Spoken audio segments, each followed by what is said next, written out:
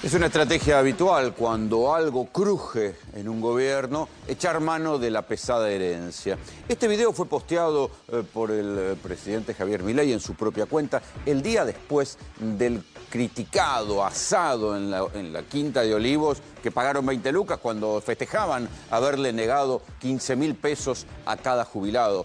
Gastaban más en comida por persona que lo que le iban a dar para todo un mes a los jubilados. Entonces, y pusieron este video. Ahora bien, atención, porque yo no jodería demasiado con los zombies, porque siempre alrededor de los zombies, ¿vieron cómo son las películas apocalípticas? Siempre alrededor de los zombies hay un paisaje de destrucción. Y no sea cosa que el paisaje de destrucción, si las cosas no van bien para el gobierno, termine siendo el que deje el presidente Javier Milei, si algo no cambia en el curso que viene. Porque no se alteró la cifra de desempleo, sigue cayendo la cantidad de quiebra de empresas, sigue la baja de la economía y la baja del consumo todavía persiste. Pero el presidente Milei es un curioso personaje que cuando sabe que hay un polvorín se acerca con una antorcha encendida. Hay que decir que hasta ahora no le fue mal. Básicamente, ¿qué es un polvorín? Un polvorín es un depósito de pólvora. Si está bien cuidado, el polvorín no estalla. Ahora bien, si se acerca alguien con una antorcha, ahí empieza el peligro. Hasta ahora, el presidente Javier Milei ha optado por esta técnica, esta táctica. Es decir, frente a un polvorín y sube el voltaje del conflicto, se acerca con una antorcha. Hay que decir que mal no le va a ido. Piense en algunas cosas recientes. Por ejemplo, la CGT amagó en los primeros meses de gobierno con una marcha, cuando se conoció el DNU y se insinuaba la ley bases. Nunca más hubo una marcha de la CGT. Habrán negociado, se habrán asustado, no hubo más. ¿Se acuerdan de los movimientos piqueteros, sobre todo los piqueteros trotskistas, que cortaban la 9 de julio? Nunca más aparecieron. Dicen que es por el protocolo antipiquete, lo dijo aquí Beliboni, otros dicen otra excusa, dicen que ahora van a pedir los alimentos de manera pacífica. Lo cierto que todo aquello que fue un abuso casi extorsivo durante otros gobiernos ha desaparecido. Y eso que el gobierno ahí también utilizó el principio de la antorcha al lado del polvorín. Se suponía que ese iba a ser un polvorín social, el recorte a los movimientos sociales. No pasó nada. Hasta los gremios aeronáuticos esta semana, que venían amagando una intensificación del conflicto, cuando el gobierno dijo, no, un momentito, vamos a empezar a concesionar, a tercerizar y vamos camino a la privatización, hubo una asamblea de donde no quedó nada claro y se bajaron todos del conflicto. Ni qué decir de los gobernadores. ¿Se acuerdan de los gobernadores que cuando comenzó el gobierno de Milei amagaba, incluso los gobernadores más cercanos que habían votado en la segunda vuelta por Milei, habían amagado que se iban a plantar frente a Milei, incluso algunos a los que había llamado poco menos que deficientes mentales? Sin embargo, después recularon todos. Y ahora Milei les duplicó la apuesta porque les dice, ¿saben qué? Les debo plata, les corté fondos y además les voy a cortar más fondos. Y tuvieron que ir ahí a hablar con el jefe de gabinete Guillermo Franco, que les dijo, no, tranquilo, no va a pasar nada. Lo mismo la Unión Industrial Argentina, que nunca insinuó un conflicto, pero ahora se dan cuenta que el RIGI sirve para una parte de las industrias y no para las otras. Les habían prometido una ley PYME y esa ley PYME nunca salió ni va a salir. Entonces, hasta ahora la estrategia esa de ir con la antorcha rumbo al polvorín y que los dueños del polvorín retrocedan, le sirvió al presidente Milei. Pero eso no quiere decir que los polvorines no existan. Hay que ver después si esos polvorines, si esos depósitos de peligro estallan o siguen controlados.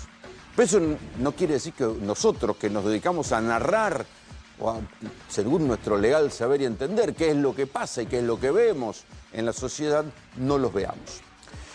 El primer polvorín que se vio esta semana es el polvorín del transporte, o en todo caso el polvorín de los andenes, de las estaciones de trenes. Cuando el lunes aumentó el boleto, se aceleró dramáticamente algo que nosotros ya veníamos mostrando acá en GPS, la cantidad de gente que salta a los molinetes, que se manda a las vías, incluso las vías electrificadas para no pagar boleto. Bueno, eso se intensificó, se multiplicó drásticamente esta semana. Frente a la difusión que hicieron los canales de televisión, después que nosotros lo mostráramos, empezaron a ir los móviles de los canales de televisión a ver este fenómeno de la gente que salta a las vías, y tiene que hacerlo dos veces. Tiene que saltar el molinete cuando se baja y evitar poner el molinete cuando sube, porque si no la sube te lo termina cobrando igual en otra oportunidad. Si detecta que solo apoyaste la tarjeta en una de las puntas del viaje. Ese fenómeno se intensificó. ¿Cuál fue la respuesta del gobierno? No fue entender que el transporte se le estaba yendo de las manos en el precio. No, fue poner controles y policías en la puerta o en el final de los andenes, sellar incluso algunas puertas que antes quedaban abiertas como una especie de, bueno, que pase la gente que no puede pagar. Esto que se mostró en el Sarmiento, esta noche ustedes van a ver también cómo pasa en el ferrocarril Roca, el otro de los ferrocarriles masivos del AMBA. Ese es uno de los polvorines. Piensan que con el transporte no se jode.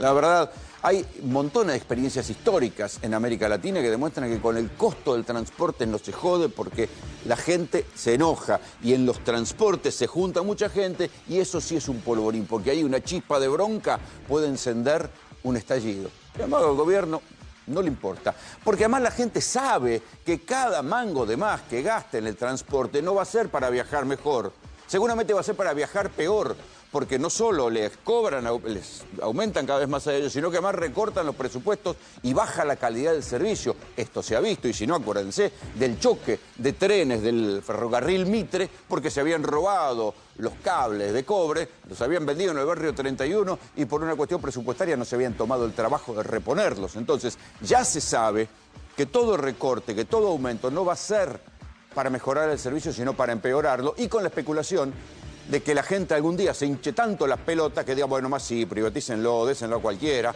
y ahí va a venir otro ciclo de aumentos. Ese es un polvorín. En Chile, la rebelión contra Sebastián Piñera empezó por el precio del transporte. En Brasil, en el Brasil que organizaba el Mundial de Dilma Rousseff, cuando gastaban fortunas en los estadios, la gente empezó a putear y decir, ¿por qué nosotros tenemos que viajar 2 y 3 horas y no se gasta en infraestructura para el transporte y se hacen estos estadios? Un polvorín. El segundo polvorín es el polvorín de la luz. Y vamos a hablar de eso bastante hoy en GPS. Se conoció esta mañana, ¿eh? Ya el jefe de gabinete, Guillermo Francos, está abriendo el paraguas y dice, ojo, que en verano va a haber cortes selectivos de luz.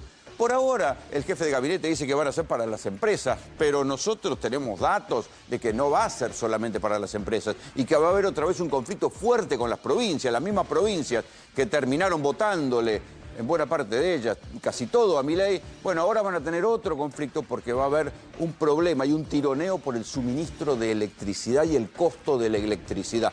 Hay que recordar que la Argentina, hasta este año, no tenía problemas de generación, tenía problemas de distribución. En términos sencillos, sobraba energía eléctrica, porque lo que había era un problema de distribución, incluso cuando en el 2023 hubo sequía y las represas estaban casi sin agua, sobraba energía de generación, pero había problemas de distribución.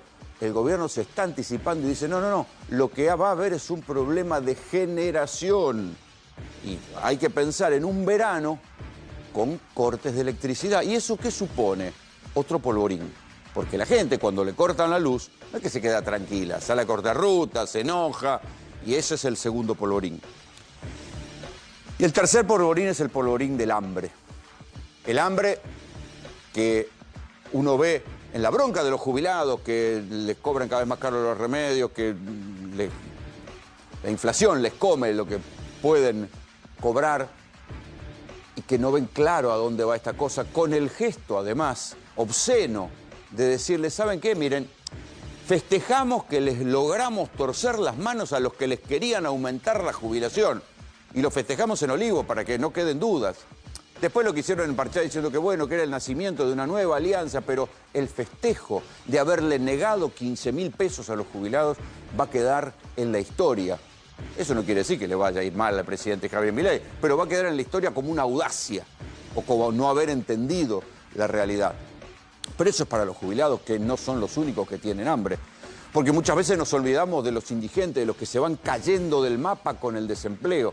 Esa gente también tiene hambre.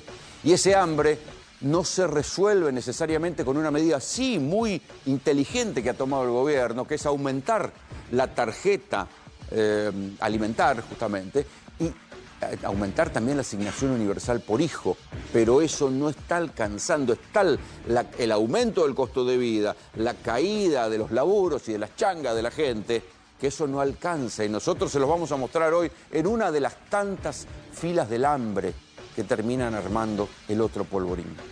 Las encuestas indican que en estos 15 días hubo un cambio, algo cambió en la percepción de la población, por la cual casi todos los encuestadores, incluso algunos los más amigables del gobierno, dicen, ojo, que pareciera que hay un porcentaje, un 5, un 6% de la población que antes acompañaba a Milei, que está empezando a desconfiar de cuánto vale este sacrificio, de cuánto vale este ajuste. Porque la narrativa del gobierno es, hay que sacrificarse ahora para cosechar después, como si fuera uno estuviera en el campo. Se rompe el lomo sembrando para cosechar más adelante. En verdad, la lógica es como siempre la lógica del ajuste. El problema es que nosotros ya no nos acordamos de cómo son las cosas en la Argentina. La lógica del ajuste siempre es que falta un poquito más. Es la zanahoria y el burro. ¿Sí? No es que el burro trabaja ahora y después cosecha. Es la zanahoria. El burro va corriendo delante de una zanahoria que nunca va a alcanzar y un día cae muerto, extenuado. El gobierno presenta como cosas novedosas lo que está haciendo. Claro, tal vez porque le cueste, le da vergüenza admitir que la manera, la clave de lo que está manteniendo ahora el famoso crawling peg que le llaman, es la tablita cambiaria de Martínez de Oz. Y si uno recuerda cómo terminó la tablita cambiaria de Martínez de Oz, yo se las voy a dar con una sola cita del propio Martínez de Oz. ¿Sí? En 1991, cuando Martínez de Oz, que ya había estado un tiempito preso, sale y escribe sus memorias, dice, la tablita, que hoy se llama crawling peg, porque claro, tablita recuerda demasiado a la dictadura, por lo menos para los que estábamos y leímos los diarios en esa época, o para los que suelen mirar los manuales de historia. La tablita llegó a transformarse prácticamente en una mala palabra, dice Martínez de Oz en sus memorias, seguramente porque el esfuerzo resultó demasiado prolongado. La tablita es vieja, es de la dictadura. El crawling peg es igual a la tablita. ¿Qué es lo que busca? La famosa confluencia entre la devaluación y la inflación. A Martínez de Oz le sirvió, efectivamente, pero por un tiempo muy corto. El sacrificio siguió siendo prolongado y se parece demasiado a lo que está pasando ahora en la Argentina de Milei. Bienvenidos. Esto es GPS.